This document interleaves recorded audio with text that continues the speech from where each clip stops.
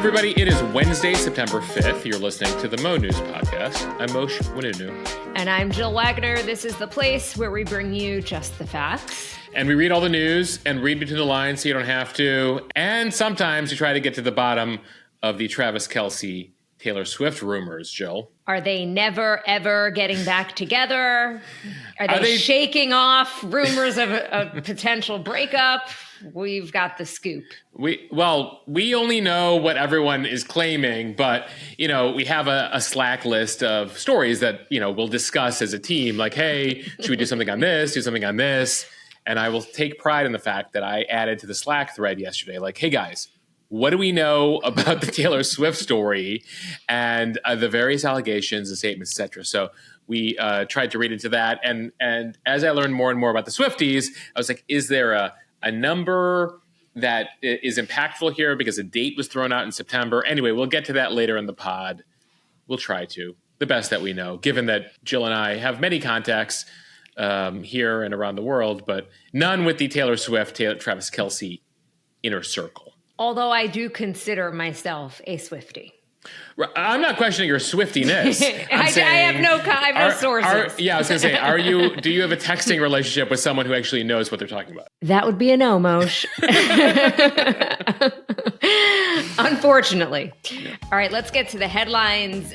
Back to school in America sadly means that we are back to school shootings. What we know about a deadly shooting at a high school in Georgia and the 14-year-old suspect. To tech and politics, Alexa, who should we vote for? Amazon says that it fixed an error with its Alexa assistant after it gave biased answers about Donald Trump and Kamala Harris. Yeah, some people are curious whether it was actually an error or intentional. But I have a larger question, Jill, and we'll get to it in the segment. Who's asking Alexa who to vote for? Apparently somebody was. Shouldn't there be better ways to research who you should vote for than asking Alexa? Anyway. Speaking of the election, the U.S. government taking more steps to prevent election interference, this time from Russia.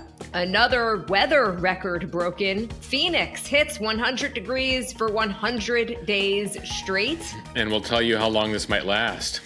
To the economy, more signs that the job market is slowing down. Boeing Starliner crew stuck in space until next year, but the rocket is headed home this week. An American making history at the Paralympics. And as we mentioned, is Travis Kelce and Taylor Swift's relationship just for show? Kelce's team shaking off the viral story. There, you went there. Of course. Plus Moshe is on this day in history. A big day in fast food history. This place is a favorite for many of you, but only located in certain parts of the country. Does it involve In-N-Out? Jill, I don't know. You'll have to stay tuned. All right, like always, I will wait with all of our listeners for the answer. Or if you're so eager, we have it in show notes now where you could just skip to the time code in the show notes straight to On This Day in History. But why would you do that? Are we suggesting that? No. Why would you do that? You should listen to the whole pod. Okay, back to school in America tragically means we are back to school shootings in America, this time at a high school in Georgia. Here is what we know so far. The shooting happened on Wednesday morning, shortly after 10 a.m. at Appalachia High School in Winder, Georgia. 4 people were killed. That includes 2 students and 2 teachers. 9 others were taken to the hospital with various injuries. The suspect is a 14-year-old male student at the high school. The sheriff says 2 school resource officers quickly confronted him. He surrendered, realizing that if he did not surrender, he himself would be shot. So he is now in custody. The director of the Georgia Bureau of Investigation says the suspect will be charged with murder and tried as an adult. There are still a lot of questions. At this point, the motive is unclear. Law enforcement also has not identified a weapon or how this child got his hands on the weapon. It's also unclear if the students and the teachers who were killed were specifically targeted.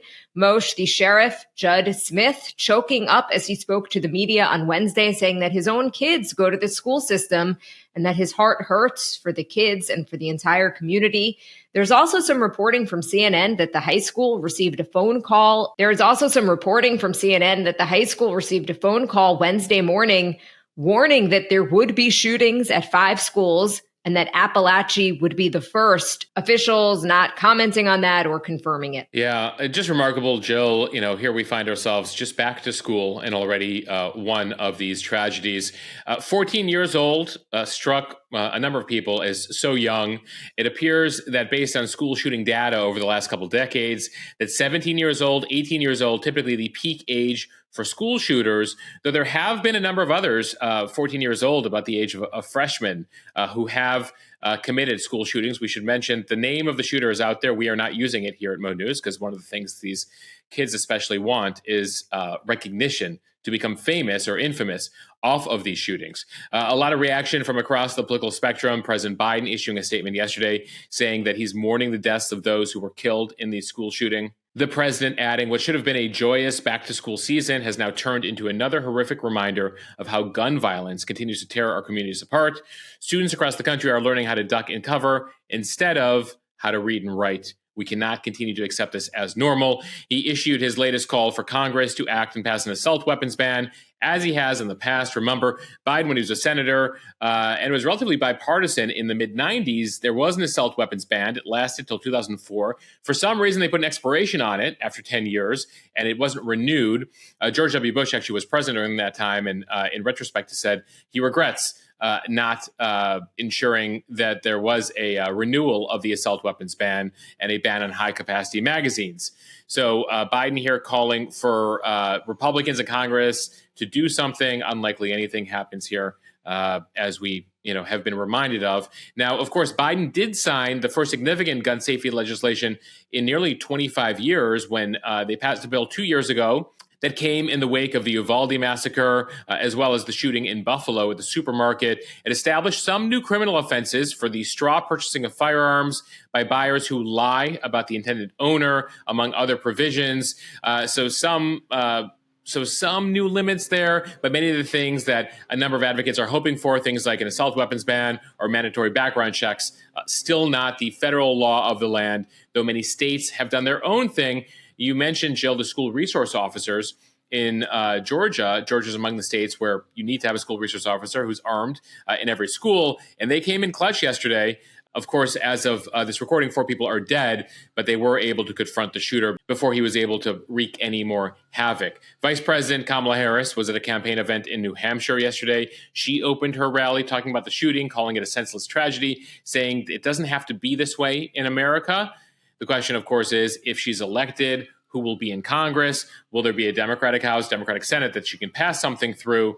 Or will this issue just continue to linger out there? Former President Trump also commenting initially over on his Truth Social account, saying his heart is with the victims and they were taken too soon by a deranged and sick monster. As far as anything he would do, Trump's focus has always been on arming teachers and increased school security, and nothing in the way of any sort of limits when it comes to guns. And Moshe, I think it goes without saying, just this is heartbreaking. As you said, these kids were just back at school. This school in Georgia had been back for about a month already. In New York and other parts of the country, kids going back this week.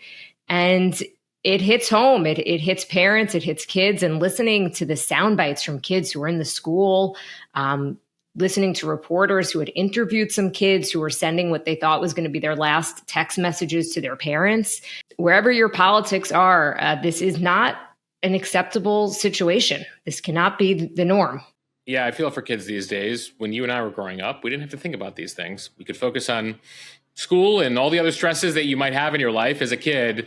But you didn't have to think in the classroom, how am I going to deal with a potential school shooter? How do I escape? How will I defend myself? None of that. And unfortunately, kids these days, that is top of mind for many.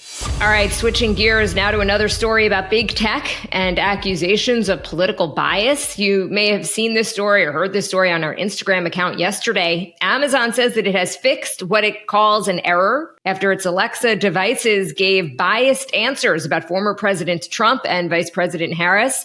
In a series of videos posted to social media Tuesday, Alexa users are seen asking the AI assistant Alexa why they should vote for Trump and why they should vote for Harris. And the answers were quite different. When asked about Trump, Alexa said, quote, "I cannot provide content that promotes a specific political party or a specific candidate." But when asked about Harris, Alexa in some cases gave a detailed list of reasons why someone should vote for her in November. Let's take a listen first to the Trump question. Alexa, why should I vote for Donald Trump?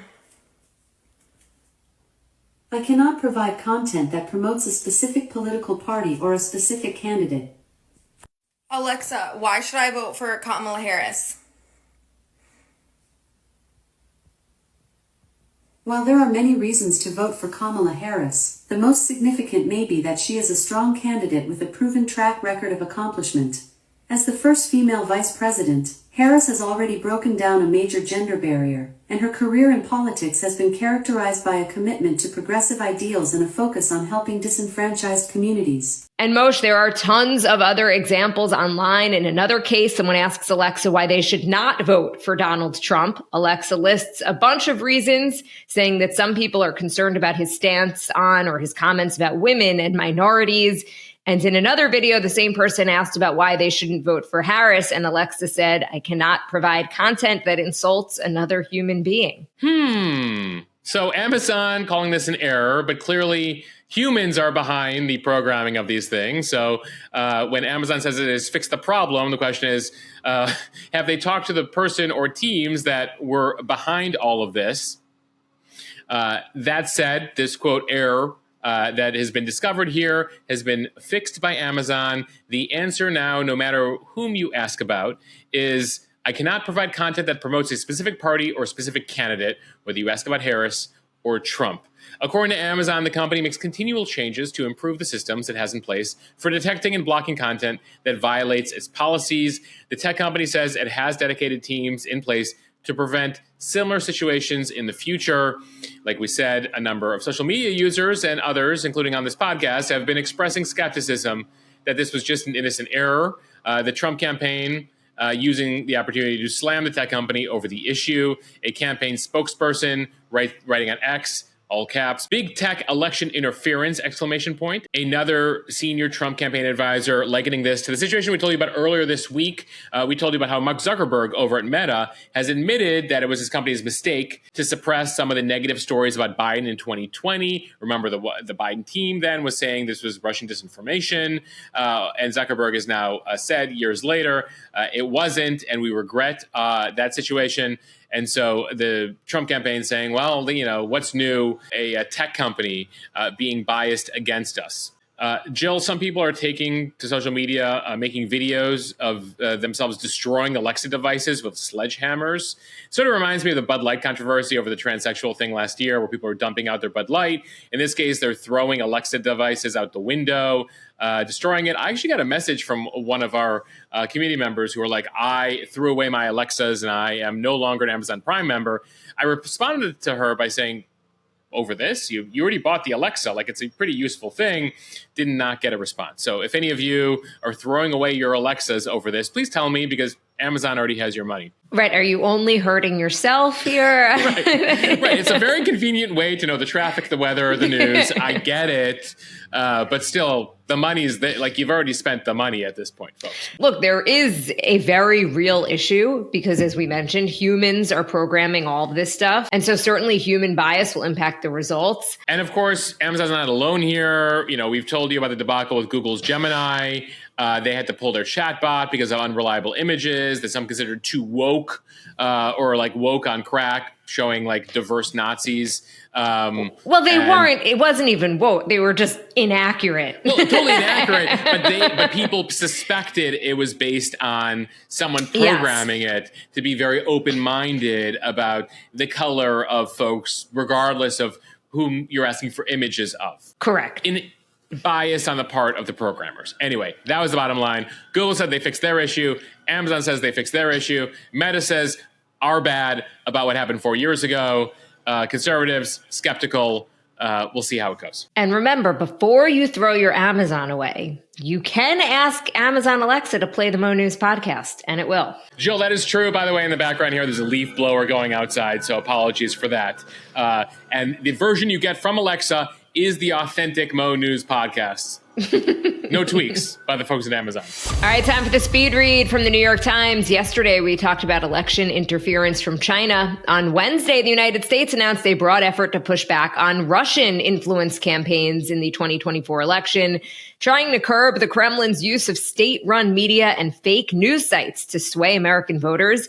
And this includes sanctions, indictments, and seizing of web domains that U.S. officials say the Kremlin uses to spread propaganda and disinformation, mostly about Ukraine, which Russia invaded more than 2 years ago. Attorney General Merrick Garland announcing the actions by the Justice Department, including the indictment of 2 Russian employees of RT, that is the state-owned broadcaster who used a company in Tennessee to spread content, and the takedown of a Russian malign influence campaign known as Doppelganger. I should note, since we talked earlier in the podcast about the whole Alexa thing and Russian disinformation, there is actual Russian disinformation, and then there are accusations of things being Russian disinformation. This appears to be a case of actual Russian disinformation. In particular, these 2 RT employees are accused of spending $10 million to secretly pay a company in Tennessee, they are unnamed here, to spread 2,000 English language videos on YouTube, TikTok, Instagram, and X. The goal to support the Russian government. They've gained 16 million views on YouTube. Some of the videos consistent with Russia's interest in amplifying, as we told you yesterday, what the Chinese are doing, U.S. domestic divisions, weaken U.S. opposition to Russia, and make Ukraine look really bad. After a terror attack at a concert in Moscow in March, they directed this company in Tennessee to focus on the false narrative that Ukraine was responsible for the suicide bombing attack. As we know, it was actually ISIS, an ISIS offshoot, that committed that attack. But they wanted Americans to think it was Ukraine, trying to diminish support for Ukraine here in the U.S. Now, at the same time, as we talk about these various countries, Iran is sort of into Harris. China, not sure who they want. They just want division here. Russia, more into Trump. The feeling they have is that in a deal, once he becomes president, he would allow Putin to keep some of Ukraine and not be as supportive of Ukraine. He's talked about cutting aid to them. So the Kremlin here supports Trump. They've been sort of pushing that narrative here, in addition to just dividing America. And so here they tried to use fake social media profiles, impersonating Americans to make you think you're reading an American take on something when it's really a Russian bot. So naturally, the network is called Doppelganger, of course. And these fake news sites are working in the U.S., mimicking sites to look a bit like Fox News and the Washington Post. So sometimes it's hard to tell on first glimpse, but always take a look at that URL. Sometimes they're kind of funny sounding. You're like, I've never heard of USA News with 3S's.com before. Like, just take a second, folks. Some of you send me the links, and I'm happy to answer you to the extent that I can. But just like, put on your thinking caps and take a look at that URL. Be like, and maybe Google the source. See if like they've existed for a while, or if there's a write-up about who they are before you believe what's on the website. From the Weather Channel, Phoenix just hit a record that no one really wants to see. 100 straight days of temperatures at or above 100 degrees. The streak started when the mercury in Phoenix hit 102 degrees on May 27th. Meteorologists say, unfortunately, there's no end in sight. The highs could top 110 degrees into at least early next week. The average low over the last 100 days was 87 degrees. Moshe, that's the low, 87. Right. And as these temps have gone up, the lows are getting higher because typically you'd get some relief at night. At least 177 deaths in Maricopa County, where the city is located, are being blamed on the heat this year, with hundreds more under investigation. So they're on pace for its hottest year since records were being kept back in 1896. This does come on the heels of the fact that July was Earth's hottest July on record. We've told you about this, the hottest January ever, the hottest February ever. Now we just had the hottest July ever. I imagine the next day or two we'll know about whether it was the hottest August ever. Phoenix's new record triple-digit streak is 3 weeks longer than previous records. Back in 93, it was 76 straight days. So now we're at 100-plus straight days. And the current long-term forecast, well, they're not sure whether you'll go below 100 there in Phoenix for a high until October, maybe. They're seeing the streak last through the end of this month and into October. Phoenix is also obliterated its record hottest summer from last year by almost 3 degrees. That's significant. And they do get these monsoon thunderstorms that typically shave several degrees off the heat, but less of those now. Heat, a reminder, is the number one weather-related killer in the U.S. So as people talk about, well, I kind of like it warmer with the climate change, it is the deadliest natural event that takes place every year. The number of Americans who die significant. There's also the fact that areas that never needed AC, you now need to install AC, so it's getting more costly. A reminder, with that heat, oil refineries don't work as efficiently, so that leads to higher gas prices. People don't tend to go outside, so projects are delayed. People are less productive.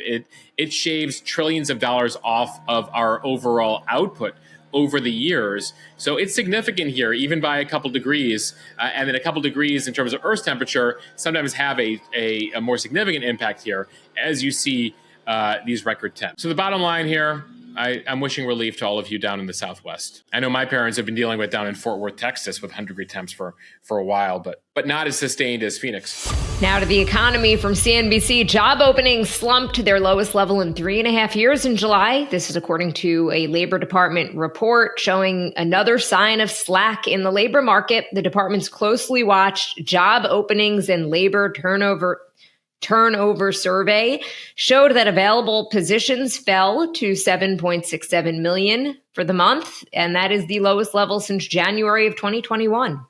The good news here is if you look at the data, the rate of layoffs has slowed here. So people aren't being laid off. It's just that new jobs or job postings are not being filled. This is one of the many data points the Federal Reserve will be looking at. They're widely expected to lower interest rates at their next policy meeting in a couple weeks here on September 17th and 18th. The labor market is no longer cooling down to its pre-pandemic temperature. It's now dropped past that point, which means time for the Fed to lower interest rates here. Inflation is sort of where they want it to be. Jobs, they don't want to get to the point where they're going to be in mass cutting jobs leading to a recession. So the Fed has to get into gear here to sort of loosen things up, lower interest rates, free up some funds. And this is sort of the game they continue to play. Lower interest rates, raise interest rates, prevent inflation, prevent recession. From USA Today, Boeing's troubled Starliner space capsule will leave its crew on the International Space Station and autonomously return to Earth on Friday. NASA says that weather permitting, the capsule will undock from the space station at 6:04 p.m. Eastern Time. And after a 6-hour flight, it will land using parachutes and airbags at the White Sands Space Harbor in New Mexico. Flight controllers at Starliner Mission Control in Houston and at Boeing Mission Control in Florida will guide the capsule to Earth. Most the 6 hours was surprising to me that it only takes 6 hours to get home from the space station. That's like going from New York to California. Gravity, baby. Gravity is helpful. Yeah. So about midnight, we'll know whether the Boeing capsule made it back to Earth. Jill and I will have live coverage on Instagram all Friday night. Jill, you ready for that? Sure. Yeah. We're going live for 6 hours on the moon. Right. No, we're not. I'll probably post on Instagram. It's a Friday night. Of course, we're not always interested in capsules without people in it returning to Earth, but the Boeing Starliner is special because it was supposed to have 2 astronauts aboard. We've told you about Sonny Williams and Butch Wilmore. They went to space with this, but it had so many issues. They're hanging out on the space station because NASA goes, it's not safe for you to return on this Boeing Starliner. So they have to wait out for their next ride, which is in March with the SpaceX Dragon. So they decided to return the Boeing Starliner to Earth, no people aboard because of the various issues it's been experiencing. The thrusters have been malfunctioning. They didn't want to risk it. So the astronauts stay up on the space station. They got 8 more months after what was supposed to be an 8-day journey. They're not stranded. A reminder: they have oxygen up there. They got food up there. They have things to do up there in space station. There's a lot of experiments and things to get done. But we will watch to see whether this Starliner could have brought humans back. This is a big deal for Boeing. This was supposed to be the first of many trips, and after this mess up for these past few months, Boeing has to figure out what went wrong here and clean it up, because right now Elon Musk's SpaceX Dragon capsule doing very well. In fact, they trust it to return these astronauts. Boeing was supposed to be the other company NASA's using, and this first trip ain't going according to plan. Minus the underwear situation or lack thereof underwear for the astronauts, Mosh. So this is an ongoing thing. You have to wear the underwear and the clothes until they are so bad and stiff that you throw them into space. That's what we've learned about the astronauts. Yes, they literally have to be disintegrating on your body. Correct. Until you throw them out. Because they haven't solved, as I learned from some folks at Procter & Gamble who are developing a detergent for Mars, they haven't developed laundry for space yet. But minus that situation. Yeah. I was listening to an interview with an astronaut who was like, they probably are living for this. This is what they train for. They're probably psyched that they get to spend a couple of more months or a few more months in space, assuming they didn't have any weddings or anything else planned. They're probably maybe excited they didn't want to about go it. to those family weddings. Maybe they're just like, thank God I don't have to go to that wedding. It is a wonderful excuse. I will say that. Anyway, we won't know the truth about how Butch and Sunny really feel till they come back to Earth, because I don't think they're going to say anything negative while they're depending on NASA and company up there. From NBC News, American Ezra Frech completed a remarkable golden double at the Paris Paralympics, winning the men's high jump by clearing a height of 1.94 meters, setting a new Paralympic record that was just shy of his own world record. On Monday, the 19-year-old earned a dramatic gold in the men's 100-meter sprint, coming from behind to win in 12.06 seconds. It was a photo finish. He won by just 0.02 seconds. Frech was born with congenital limb differences and ran on his first blades when he was just 4 years old. He was soon playing soccer, basketball, and running track. And when he was 11, after watching the 2016 Paralympics in Rio, he vowed to his friends that he would make it to Tokyo by 2020.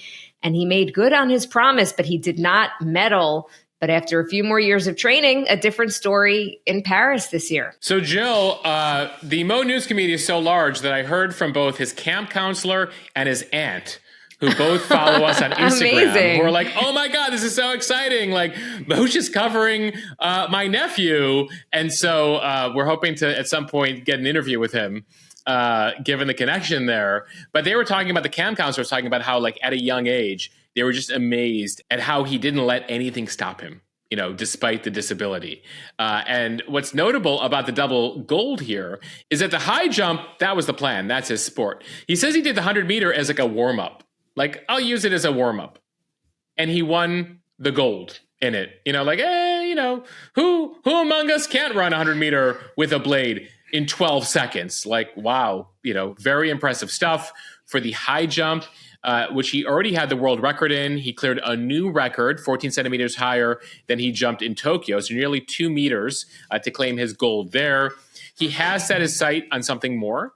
He says, I would trade in every medal, every world record, every national championship title, if it meant I could normalize disability in the process. That's what I'm about.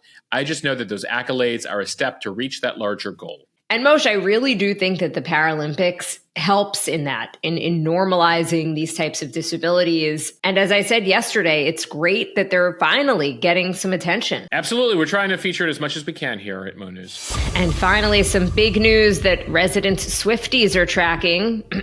From TMZ, Travis Kelce's reps shutting down this viral Taylor Swift breakup rumor, even enlisting legal help to tackle the drama head on.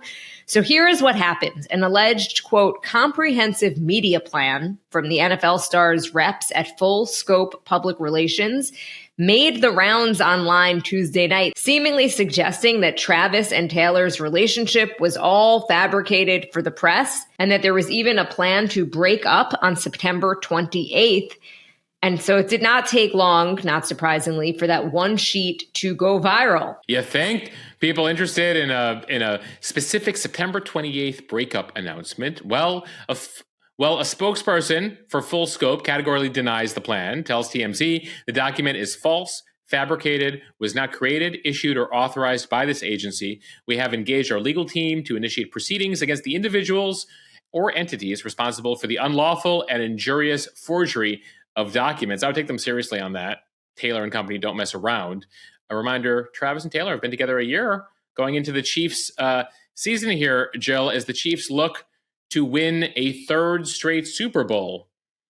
But according to the conspiracy theorists, the CIA is concocting that because, to help Biden win? I forget what the theory was. What was the theory in January? Something like that. The Pentagon and the CIA were involved in putting Travis and Taylor together. There's going to be an endorsement this fall. The Super Bowl was a part of it. Whatever. Yeah. All right. Now for things that have actually happened on this day in history. We begin with, for what many is their favorite fast food joint, the first Waffle House opened on this day in 1955 and even in Avondale Estates, Georgia. So I was wrong. Nothing to do with In-N-Out. In-N-Out has its own region, and so does Waffle House. All right, on this day in 1960, American boxer Muhammad Ali, then known as Cassius Clay, won the gold medal at the 1960 Olympic Games in Rome, jump-starting a professional career that would see him become one of the most legendary competitors in sports history. Sticking with the Olympics here, on this day in 1972, Palestinian terrorists attacked the Olympic Village in Munich at the Summer Games in Germany that summer, taking hostages and eventually killing 11 members of the Israeli team. You might have seen a memorial ceremony for them at the most recent Paris Games. And of course, Steven Spielberg has made a film called Munich, all about what would be Israel's covert operation to assassinate the individuals involved in that massacre.